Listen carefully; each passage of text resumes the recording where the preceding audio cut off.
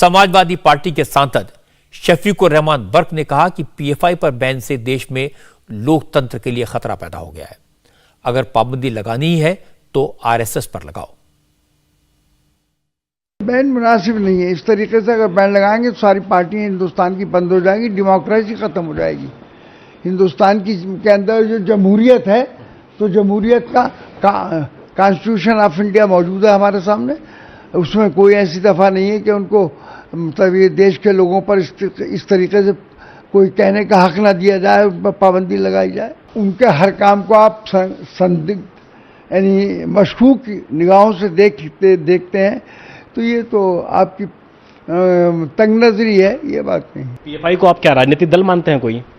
मैं तो राजनीतिक पार्टी मानता। गवर्नमेंट ने तो बताया है कि वो जिस तरीके का काम कर रहे थे वो देश विरोधी था, दंगों में काम कर रहे थे, भड़काने का काम कर रहे थे। तो वो कुछ भी कर सकती है। मुसलमानों का, हम मुसलमान हैं, हमारे साथ कितना इस देश में नाइंसाफी हो रही है और हुई है, तो इसका आज तक उसका कोई उन्होंने कोई उसमें मरहम तक भी नहीं रखा।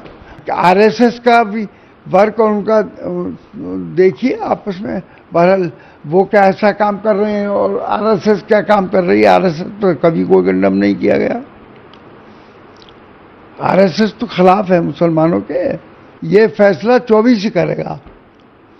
24 में जब ये इलेक्शन आएगा तो बहरहाल अपोजिशन एक जगह इकट्ठा होकर इन सारी बातों का जवाब दे देगा और ये फैसला जब ही होगा 24 में।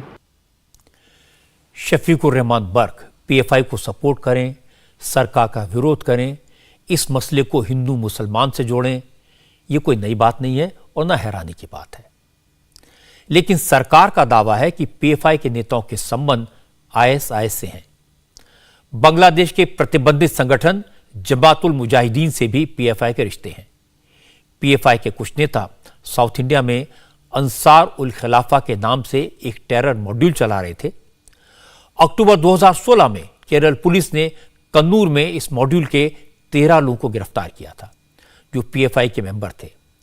ये लोग मुस्लिम नौजवानों को इस्लामिक स्टेट की तरफ से लड़ने के लिए सीरिया और इराक जाने के लिए उकसा रहे थे। इस टेरर मॉड्यूल में शामिल युवकों को भारत में यहूदियों और अहमदिया मुसलमानों को टारगेट करने का जिम्मा भी दिया गया था।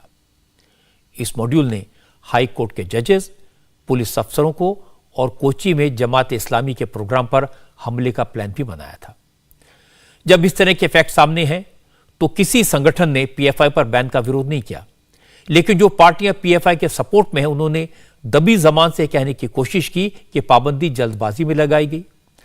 असम की party all India United democratic front AIUDF ने कहा कि सरकार ने पीएफआई पर बैन तो लगा दिया, लेकिन मुसलमानों के खिलाफ जहर उगलने वालों पर कार्रवाई क्यों नहीं होती।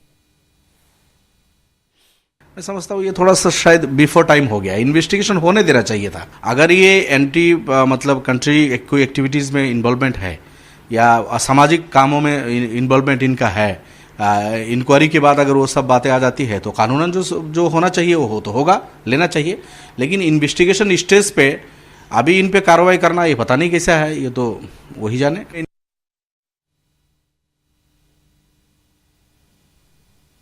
बार बार आरएसएस का नाम लेकर पीएफआई को सपोर्ट करने की जो कोशिश कर रहे हैं, उन्हें सरकार की तरफ से जारी किया आदेश पढ़ना चाहिए। पीएफआई देश का नुकसान कर रहा था, साथ साथ देश के मुस्लिम नौजवानों की जिंदगी से खेल रहा था। उन्हें जिहाद के लिए, मरने के लिए अफगानिस्तान, सीरिया और इराक भेज रहा था। 2017 में केरल पुलिस ने वलापत्तनम में एक ऐसे ही मॉड्यूल को पकड़ा था। इस मॉड्यूल से जुड़े पीएफआई के लोगों ने कई मुस्लिम नौजवानों को सऊदी अरब, मलेशिया, टर्की और सीरिया भेजा। इनमें से 2 युवक अब्दुल मनफ और मोहम्मद सबीर तो सीरिया में मारे भी गए। पुलिस ने इस केस की जांच के बाद 5 लोगों को अरेस्ट किया था, जो केरल में आईएसआईएस के लिए रिक्रूटमेंट करते थे। ये सब के सब पीएफआई से जुड़े थे। इतने पक्के सबूतों के बाद कोई भी सरकार के फैसले को सीधे चैलेंज नहीं कर सकता, इसलिए अब बात घुमा फिरा कर कही जा रही है। लेकिन सरकार ने फैसला कर दिया, अब जांच एजेंसीज कोर्ट में सबूत रखेंगी। लेकिन सरकार ने क्लियर कर दिया कि पीएफआई तेजी से पूरे देश में पांव पसार रहा था। 22 राज्यों में उसकी जड़ें जम चुकी थी। इसलिए सख्त कदम उठाना जरूरी था। लेकिन कांग्रेस के नेता मध्य प्रदेश के पूर्व मुख्यमंत्री कमलनाथ ने कहा, अगर पीएफआई इतने दिनों से देश विरोधी गतिविधियां चला रही थी तो सरकार क्या कर रही थी? आम जनता को सुरक्षा चाहिए, पर आम जनता ये पीएफआई हो डीएफआई हो इस सब से उनको मतलब नहीं, वो तो सुरक्षित रहना चाहते हैं। और अगर इतने दिन ये हो रहा था तो मेरा प्रश्न है, आप क्या कर रहे थे? ये साल भर में तो उत्पन्न पैदा नहीं हुई। सर पीएफआई बोला जा रहा है कि रजिस्टर्ड संस्था है और आरएसएस है, वो तो रजिस्टर्ड भी नहीं है, उसको लेके कई संगठन वो कर रहे हैं। देखो, ये बात है कि ये नई संस्था नहीं है, पुरानी है, तो क्या उनको जो सबूत हैं क्या अभी मिले?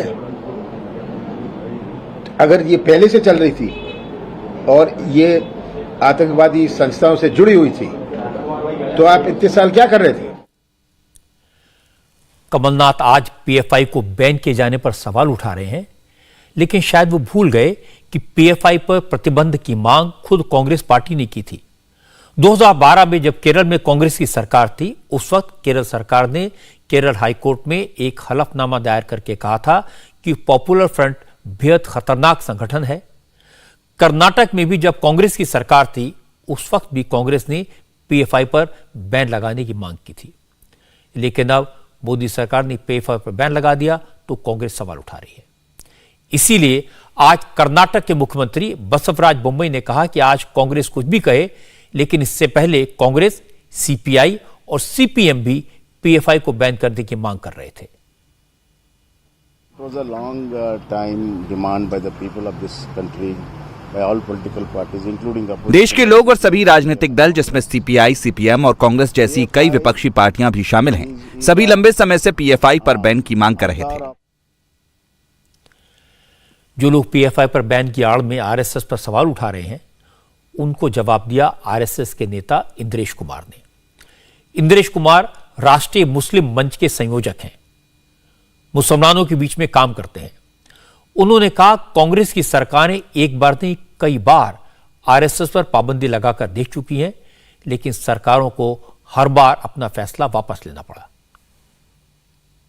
कांग्रेस पार्टी ने 1948 में बापू की हत्या के नाम पर संघ पर बैन लगाया और वह उस बैन को सिद्ध करने में असफल हुई। उसके बाद 1975 में कांग्रेस, उस समय की पंत प्रधान श्रीमती इंदिरा गांधी ने तानाशाह बनने के लिए लोकतंत्र और संविधान को कुचलते हुए आपातकाल लगाते हुए संघ पर प्रतिबंध लगाया।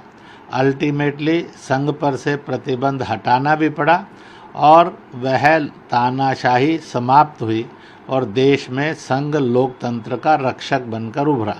इसके बाद राम जन्मभूमि पर जो अवैध एक ढांचा बना था, वह जब गिर गया, उस समय फिर से कांग्रेस सरकार ने संघ पर प्रतिबंध लगाया और बड़ा अनर्गल प्रचार किया, परंतु उस समय भी उनको मुंह की खानी पड़ी। जब जब संघ पर किसी भी दल ने उंगलियां उठाई तो वह सूर्य पर थूकने समान सिद्ध हुआ और वह थूक उन्हीं के चेहरों पर गिरा। क्योंकि कुछ लोगों ने इल्जाम लगाया कि सरकार ने जल्दबाजी में फैसला किया, बिना सबूतों के, बिना जांच के पीएफआई पर पाबंदी लगा दी। इस तरह की बातें कहने वालों को जवाब दिया महाराष्ट्र के deputy chief minister Devendra Fadnavis ने। फडणवीस ने कहा कि सरकार ने जांच कर ली है, सबूत इकट्ठा कर लिए गए हैं और सारे एविडेंस अदालत के सामने रखे जाएंगे। ये विशेष रूप से जो माइनॉरिटीज है उसमें घुसकर वहां पर अनरेस्ट निर्माण करना, वहां पर इंडोक्ट्रिनेशन करना, लोगों का इंडोक्ट्रिनेशन करके लोगों के माइंड्स को पोल्यूट करना, इस प्रकार के काम ये करते हैं। सीधे हिंसा में भी इनका हाथ है। विशेष रूप से पिछले समय महाराष्ट्र में जो त्रिपुरा में घटना ही नहीं घटी, उसके विजुअल्स तैयार करके मानो त्रिपुरा में मस्जिदें जलाई जा रही है, ऐसे गलत विजुअल्स डालकर महाराष्ट्र में भी इन्होंने दहशतगर्दी करने का प्रयास किया। यहाँ पर अलग अलग प्रकार से लोगों को भड़काने का प्रयास किया। कई प्रकार के गैर कानूनी धंधों में भी इनका हाथ है और ऐसे भी सबूत धीरे धीरे सामने आ रहे हैं कि इनके माध्यम से कुछ लोगों को टारगेट किया जा रहा था, कुछ लोग हिट लिस्ट पर रखे जा रहे थे। तो ऐसी कई चीजें इसमें है। विशेष रूप से इन्होंने फंडिंग की भी अपनी व्यवस्था की है, छोटे छोटे अकाउंट निकालकर उसके माध्यम से किसी के ध्यान में ना आए इस प्रकार से ये टेरर फंडिंग कर रहे थे। ऐसी कई चीजें बाहर आई है। तो ये सारी चीजों के ऊपर अब आने वाले दिनों में हम लोग कार्रवाई करेंगे। इनकी जो सारी संगठनाएं हैं, इससे ज्यादा भी संगठनाएं है या नहीं है, इसकी भी तफ्तीश की जाएगी और सब पे कार्रवाई की जाएगी। पीएफआई पर सरकार ने पाबंदी लगा दी। इसके फैक्ट साफ हैं, इसके सबूत सामने हैं, फैसले का आधार सामने है और ये सबको दिखाई भी दे रहा है। सरकार ने अपने आदेश में कहा कि पीएफआई आतंकवादी गतिविधियों में लिप्त है। पीएफआई देश में कम्युनल टेंशन क्रिएट करने की साजिश रच रहा था, इसलिए पीएफआई पर बैन लगाया गया। लेकिन जो लोग इस बैन का विरोध कर रहे हैं, वो सारे लोग इसे हिंदू मुसलमान से जोड़ रहे हैं। वो पीएफआई पर बैन को एंटी मुस्लिम बता रहे हैं, मुसलमानों की आवाज को दबाने वाला फैसला बता रहे हैं। मुझे लगता है जब बात देश हित की हो तो फिर ऐसी अप्रोच ठीक नहीं है। ओवैसी हो, बदरुद्दीन अजमल हो, लालू प्रसाद यादव हो या फिर कोई और, किसी को यह नहीं समझना चाहिए कि वो जो कहेंगे देश के मुसलमान भाई और बहन और उलेमा और मौलाना उनकी बातों पर आंख मूंदकर यकीन कर लेंगे। और आज इस बात के सबूत सामने आए। मुस्लिम स्टूडेंट्स ऑर्गेनाइजेशन, पसमानदा मुस्लिम महाज, ऑल इंडिया तंजीम उलेमा इस्लाम, इंडो इस्लामिक हेरिटेज सेंटर और मुस्लिम नेशनल फोरम ने कहा कि पीएफआई पर पाबंदी लगाकर सरकार ने बिल्कुल सही काम किया। अजमेर में दरगाह शरीफ के दीवान सैयद जैनुल आबिदीन ने नौजवानों से कहा कि वो ऐसे एंटी नेशनल संगठनों से सावधान रहें। ये बहुत पहले लग जाना चाहिए था। 5 साल पहले जो इनकी एक्टिविटीज देश के खिलाफ जो षड्यंत्र रचे जा रहे थे उसके अंदर सामने आई हुकूमत वक्त के, तो उनको उसी वक्त इसके ऊपर कार्रवाई करनी चाहिए थी। लेकिन इन्होंने अपनी पूरी जांच पड़ताल के बाद इन्होंने जो कार्रवाई की है वो काबिल तारीफ है, ताकि किसी किस्म की कोई गुंजाइश इनके पास न रहे। ऑल इंडिया तंजीम उलेमा इस्लाम के चेयरमैन मुफ्ती मोहम्मद अशफाक कादरी ने कहा, जो भी देश विरोधी गतिविधियों का मुजरिम हो उसे सख्त से सख्त सजा मिलनी चाहिए। सरकार ने पीएफआई पर बैन लगाकर अच्छा काम किया। उन्होंने कहा कि पीएफआई के कारण हजारों मुसलमान नौजवानों का भविष्य बर्बाद हो रहा था। जो बेकसूर हैं उनके साथ इंसाफ किया जाए, जो मुजरिम हैं उन्हें करार वाकई इंडियन कानून के हिसाब से सज़ा दिलाई जाए। मैं इसकी डिमांड करता हूँ। हालांकि हमने 2017-18 में हमारा मुतालबा तभी से है कि इस पर बैन लगना चाहिए, चूँकि पीएफआई सल्फी विचारधारा को फ़रोग़ देती है और जज्बाती नारे लाने के बाद सुन्नी, सूफ़ी, बरेलवी, मुस्लिम नौजवानों को अपने साथ जोड़ लेती है। ऐसे बहुत सारे मौलानाओं, मुफ्तियों की बात मेरे पास में है, लेकिन समय नहीं है सारी बातें सुनाने के लिए। और सिर्फ ऐसा नहीं कि उलेमाओं ने, मौलानाओं ने सरकार के फैसलों को सपोर्ट किया, आम मुसलमान भी सरकार के फैसले से खुश नजर आए। ये मैं आपको दिखा सकता हूं। कानपुर में, मुंबई में, पुणे में, कई शहरों में जहां पर पीएफआई काफी एक्टिव है, मुसलमानों ने इस पाबंदी का सपोर्ट किया, सड़क पर निकलकर नारे लगाए। कई जगह तो मिठाइयां बांटी और पटाखे भी फोड़े गए।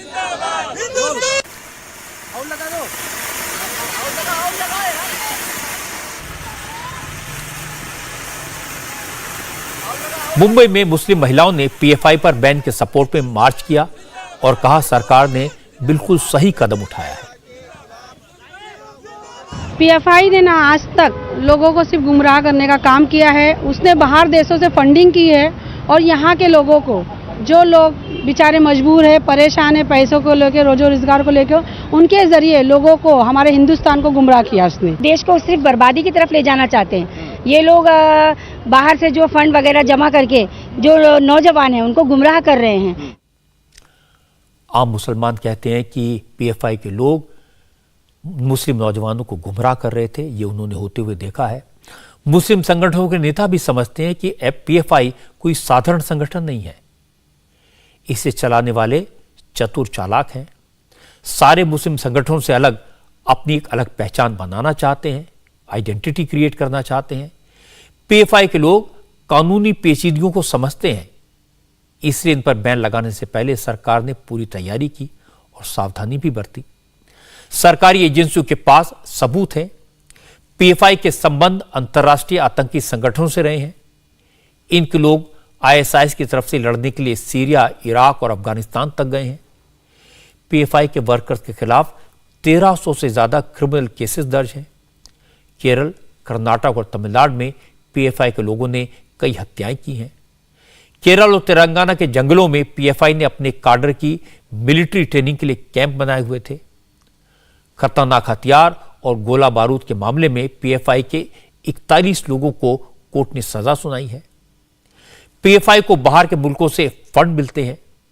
इतना सब सामने आने के बाद इस संगठन पर पाबंदी लगाना लाजमी था, लेकिन आखिरकार एनआईओ को अपना केस अदालत में साबित करना होगा और पीएफआई जिस तरह के काम करती है उसे देखते हुए यह काम आसान नहीं होगा। इंडिया टीवी हर वक्त हर जगह डाउनलोड करने के लिए सर्च करें India TV news Google play store या ऐप स्टोर पर।